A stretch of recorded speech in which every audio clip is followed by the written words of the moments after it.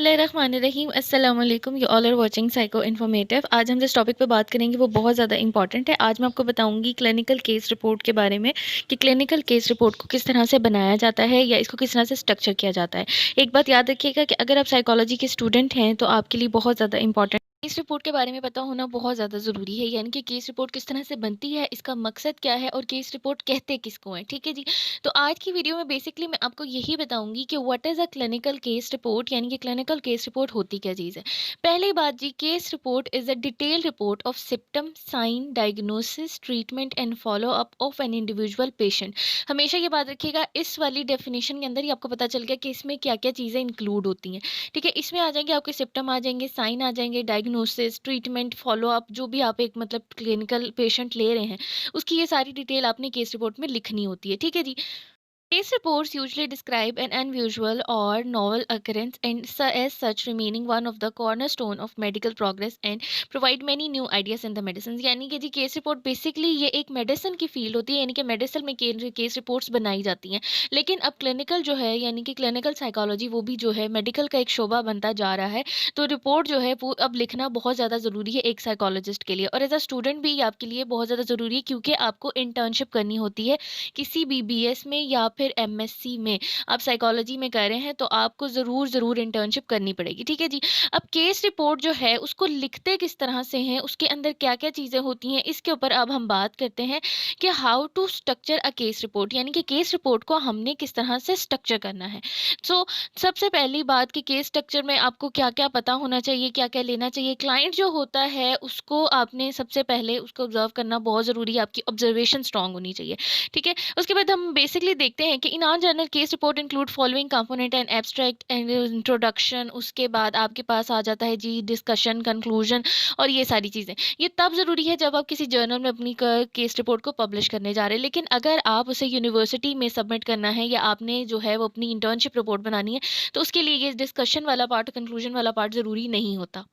Case report का सबसे पहला पार्ट जो होता है वो आपका होता है बेसिकली वो टाइटल पेज होता है। लेकिन टाइटल पेज को हम बिल्कुल लास्ट पर कवर करेंगे। अब मैं आपको पहले बताती हूँ एब्स्ट्रैक्ट के बारे में। एब्स्ट्रैक्ट जो होता है वो बहुत इंपॉर्टेंट होता है आपकी केस रिपोर्ट की सबमिशन से पहले। एब्स्ट्रैक्ट लिखना बहुत ज़रूरी है। ठीक है जी। अब एब्स्ट्रैक्ट का एक सिंपल भी मैं आपको यहाँ पर शो करूँगी, लेकिन पहले आप समझ लें कि एब्स्ट्रैक्ट होता क्या है, इसको लिखते कैसे हैं। शुड समराइज द केस, यानी कि एब्स्ट्रैक्ट में समराइजेशन होती है केस की, यानी कि आपने केस को समराइज करना होता है। अब केस को समराइज करने का मतलब ये नहीं है कि आपने उसकी पूरी समरी मुख्तसर करके लिख देनी है, नहीं, बस आपने सिर्फ उसका नो हाउ देनी है। उसके बाद जी आपने इसमें जो प्रॉब्लम एड्रेस हुई है, जो भी डायग्नोसिस आपने दिया है, जो को आपने ज़रूर मेंशन करना है। ठीक है। उसके बाद इसमें मैसेज होता है। मैसेज सम टाइप ऑफ मतलब कि आप जो अपना वो दे ओपिनियन दे रहे हैं या अपनी कोई भी फीलिंग शेयर करना चाहते हैं वो आप लिख सकते हैं। ठीक है। उसके बाद जी एब्स्ट्रैक्ट में मिनिमम आपके पास 150 वर्ड्स होने चाहिए, यानी कि 150 वर्ड्स का ये होना चाहिए प्रेफरेबली। इसको मोर देन 150 वर्ड्स भी होता है, लेकिन ये 150 वर्ड्स जो हैं वो मिनिमम होने चाहिए। अब इस स्क्रीन पे आपके पास एक सैंपल शो हो रहा है एब्स्ट्रैक्ट का। ठीक है।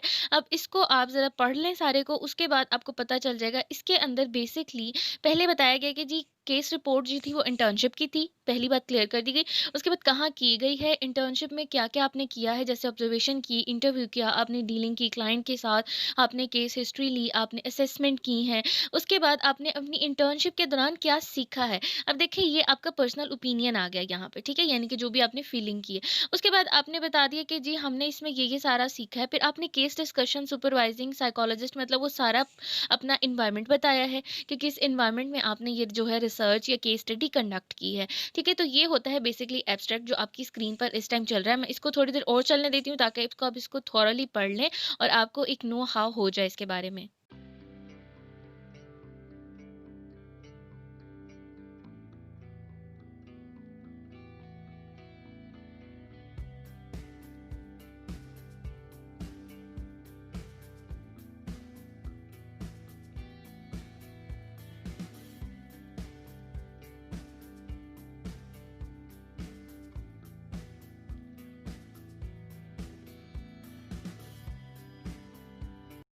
एब्स्ट्रैक्ट लिखने के बाद बेसिक दूसरा जो स्टेप होता है वो होता है केस समरी।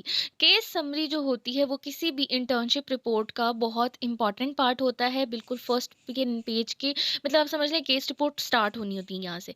अब केस समरी में क्या होता है? Case summary give a brief overview of the problem that case address, यानी कि जो प्रॉब्लम आप केस में एड्रेस कर रहे हैं वो आपने इसमें समराइज करनी है। ठीक है, इसमें साइटेशंस यूज होती हैं, अगर लिटरेचर आपने कोई भी दिया यानी रेफरेंस आप देना चाह रहे हैं। कोई भी रेलेवेंट लिटरेचर आप कॉपी कर रहे हैं या किसी जगह से आप उसको रेफरेंस एज रेफरेंस कोट कर रहे हैं तो वो आपको वहाँ पे आप लिख सकते हैं। ठीक है, इसके बाद जी आपने क्या करना होता है कि इंट्रोडक्शन देना होता है। इंट्रोडक्शन सारा आपने केस का दे दिया कि ये केस था, ये मेरा इन्हीं उसके मतलब जो बंदा था मेरे पास, जो क्लाइंट था, उसको ये प्रॉब्लम थी, वो किस तरह अफेक्ट करी थी, सारा कुछ करके उसके बाद जो लास्ट होती है उसमें आपने बता देना होता है कि इसमें ये हुआ था। अब आप सब ये सोच रहे होंगे कि ये हमने पहले लिखना है, लेकिन केस रिपोर्ट से पहले हमें ये सब कैसे पता होगा? ऐसा नहीं होता। ये जो केस समरी और एब्स्ट्रैक्ट होता है ये फाइनलाइजिंग जब रिपोर्ट को कर देते हैं हम, यानी कि उसको स्ट्रक्चर कर लेते हैं, तब इनको जो है वो फ्रंट पर ऐड किया जाता है। ये हमेशा याद रखिएगा। स्क्रीन पर आपको एक केस समरी का सैंपल शो हो रहा है। ठीक है, इस सैंपल को देख लेते हैं। इसमें आपको बताया गया कि जी हमारे पास ये हॉस्पिटल थी, यहाँ पे मैंने असेसमेंट की, क्लिनिकल असेसमेंट की। वहाँ पे जी वहाँ पे एक पेशेंट आई थी मेरे पास, उसको ये प्रॉब्लम्स थी, वो कहाँ पर अफेक्ट करी थी और उसके फिजिकल अपीयरेंस क्या थी और वो किसके साथ आई थी। इसके अलावा जी आपने असेसमेंट किस तरह से की थी, फॉर्मल की थी, इनफॉर्मल की थी। उस असेसमेंट में आपने क्या क्या देखा था उस पेशेंट में, फिर आपने उसकी किस तरह से सब्जेक्टिव रेटिंग की, फिर आपने उसका MES कैसे लिया, इसके अलावा जी आपने उसमें कौन-सी थेरेपीज़ अप्लाई की, ये सारा कुछ इस समरी में लिखा हुआ है। ठीक है जी, ये केस समरी जो होती है ये आपने हर केस से पहले देनी होती है। लेट्स सपोज़ कि आपकी इंटर्नशिप में आपको तकरीबन 5 केसेज़ लेने हैं, तो उस 5 केसेज़ की अलग-अलग समरी होती है, जबकि एब्स्ट्रैक्ट जो होगा वो सिर्फ़ 1 होगा। लेकिन केस समरीज़ की जो हैं वो डिफरेंट होती हैं, जितने केसेज़ होते हैं उतनी केस समरीज़ होती हैं। स्क्रीन को मैं थोड़ी देर चलने देती हूँ, आप इसको देख लें, आप में आपको इसक में क्या-क्या समझ आता है। ये सारी चीज़ें जो होती हैं, जो केस समरी में हम लिखा करते हैं। आपने एक चीज़ नोट की होगी कि मैंने स्टार्टिंग पे नेम नहीं लिखा, मैंने सिर्फ़ उसके नेम इनिशियल्स लिखे हैं। अब इसका मैं आपको बताऊँगी अपनी नेक्स्ट वीडियो में, पहले आप इसको गौर से पढ़ लें।